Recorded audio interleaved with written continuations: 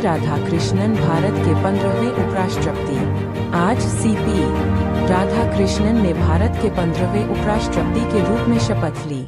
राष्ट्रपति द्रौपदी मुर्मू ने उन्हें पद एवं गोपनीयता की शपथ दिलवाई। दिल्ली में सुसाइड बम और राजनैतिक हत्याओं की साजिश उभरी। दिल्ली पुलिस की स्पेशल सेल ने एक कथित जिहादी ग्रुप का पर्दाफाश किया है। आरोप है कि इस समूह ने दिल्ली में आत्मघाती बम हमलों और शिवसेना नेता की हत्या की साजिश रची थी और खलीफा राज्य स्थापित करने का विचार था। यूएस के रेट कट की उम्मीद से भारतीय शेयर बाजार में बढ़त।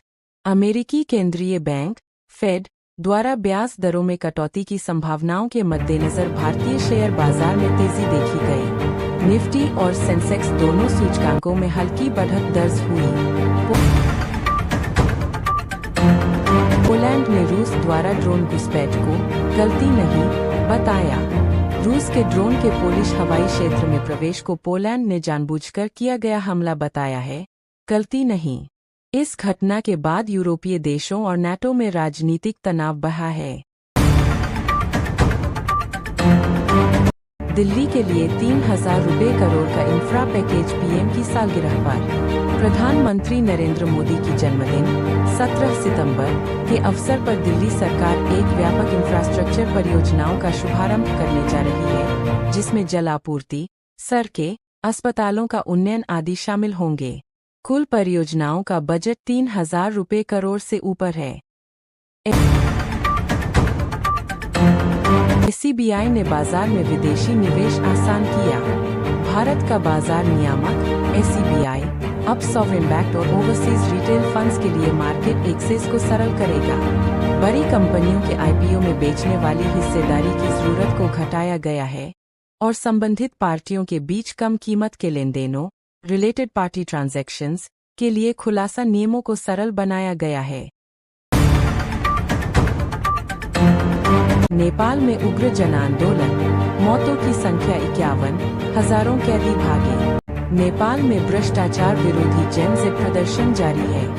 अब तक 51 लोगों की मौत हुई है। लगभग 13,500 कैदी कई जेलों से भागे हैं, जिनमें से 12,500 अभी भी फरार है।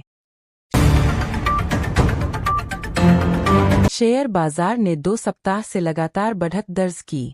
अमेरिकी अर्थव्यवस्था से जुड़ी सकारात्मक खबरों और अमेरिकी फेडरल रिजर्व द्वारा ब्याज दरों में कटौती की संभावनाओं ने भारतीय शेयर बाजार को उछाल दिया है। भारतीय स्टॉक इंडेक्स सेंसेक्स, निफ्टी दूसरी सप्ताह भी बढ़त पर रहे। स्पाइसजेट फ्लाइट हवाई जहाज से एयरबाउ का पहिया उड़ने के बाद भी सुरक्षित लैंडिंग। एक स्पाइसजेट की फ्लाइट जिसने कांडला से मुंबई जाते समय अपना बाहरी पहिया हवा में उड़ाया, लेकिन विमान ने मुंबई एयरपोर्ट पर सुरक्षित लैंडिंग की और सवारियों को कोई चोट नहीं आई। भारत की चीनी शुगर निर्यात की तैयारी। भारत अगले चीनी सीजन 2025-26 के लिए चीनी के अधिक उत्पादन और स्टॉक्स की वजह से निर्यात पर जोर दे रहा है।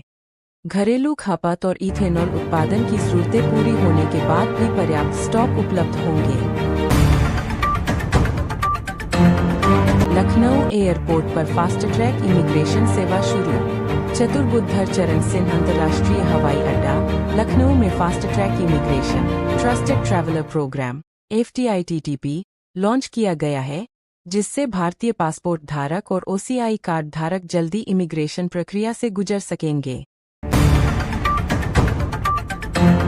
ज्ञान भारतम पोर्टल लॉन्च होगा।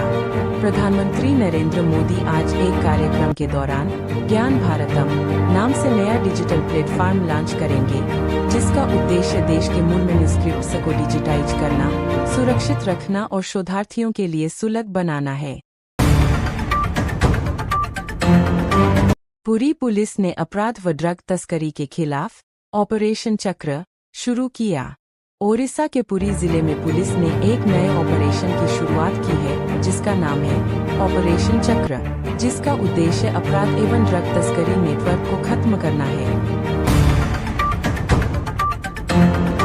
मिसूरू दौसरा के लिए कोलकाता स्टाइल लेड लाइटिंग। इस साल मैसूर को दौसरा के दौरान कोलकाता की तरह लाइटों से सजाया जाएगा।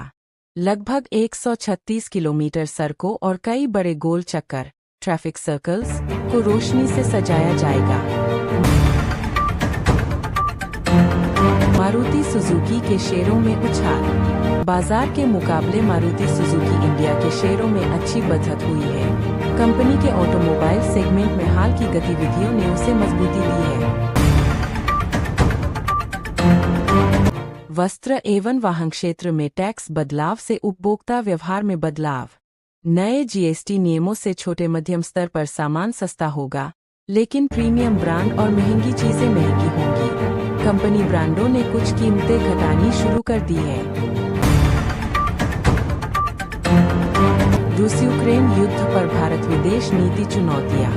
व्यापार, रक्षा एवं रणनीतिक संबंधों के संदर्भ में भारत को चुनौतियों का सामना करना पड़ रहा है, क्योंकि वैश्विक शक्ति संतुलन, तेल आयात एवं रक्षा सहयोग जैसे मसले गहराते जा रहे हैं। सजेक्स 2025 भारत सऊदी अरब आभूषण व्यापार पर नए अवसर। भारत सऊदी अरब के 4.5 अरब आभूषण बाजार को लक्षित कर रहा है। सजेक्स 2025 प्रदर्शनी में भारत के गहने उत्पादक कंपनियां सहभागी है, जिससे नए व्यापार अवसर बनेंगे। असम कोच राजबोंगशी प्रदर्शनकारियों पर पुलिस कार्रवाई, जांच का आदेश। असम के मुख्यमंत्री ने कोच राजबोंगशी समुदाय के प्रदर्शनकारियों के खिलाफ पुलिस कार्रवाई की जांच के आदेश दिए हैं। मामले में लोकतांत्रिक अधिकारों और कानून व्यवस्था दोनों की रक्षा की जरूरत जताई जा रही है।